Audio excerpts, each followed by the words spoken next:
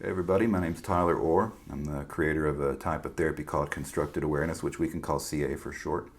Just wanted to hop on here to make a video about the second principle of CA. But for a quick review, the first principle is if you bring awareness to something, it changes it.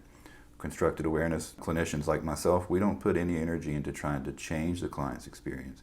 We put all of our energy into helping them deepen their awareness of their experience and trusting that the awareness itself will bring about the change that they've been looking for. So what do we bring an awareness to? That brings us to the second principle, which states that everything you've ever experienced is only made of three things. And we call these the three building blocks of reality. The building blocks are thoughts, sensations, and external senses.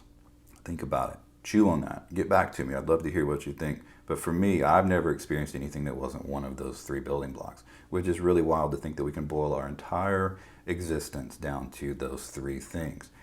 So with CA, we view everything, every experience as a combination of those three building blocks, but especially emotions, because that's what therapists work with, right? We work on emotional stuff. So our emotions are constructed by those thoughts, sensations, and external senses.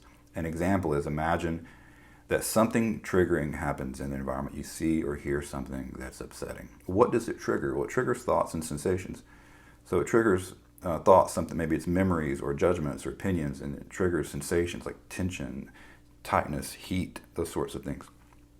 As the external influencer comes together with the thoughts and the sensations, it creates what we would call an emotion like anxiety.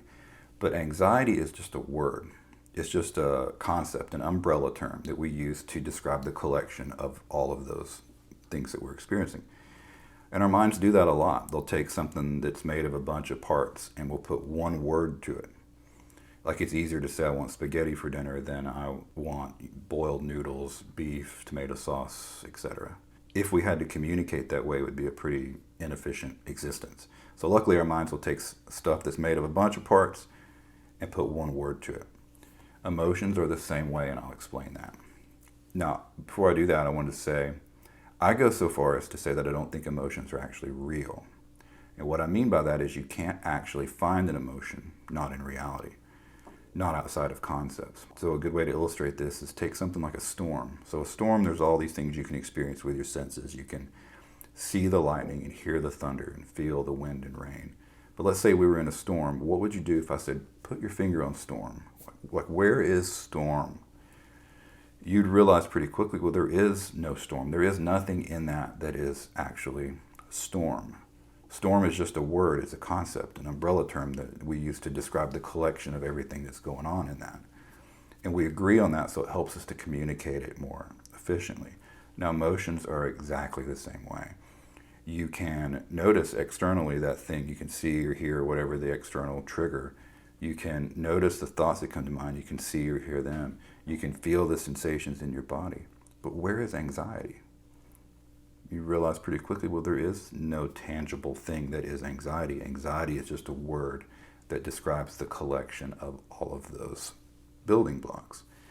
So this is actually why we call it constructed awareness, because we're bringing awareness, which we believe is the agent of change, to the parts, the building blocks that construct the experience. So in the next video, we'll see how those building blocks create a typology that we use in CA. But for now, I'll leave you be. Take care. Thank you for watching.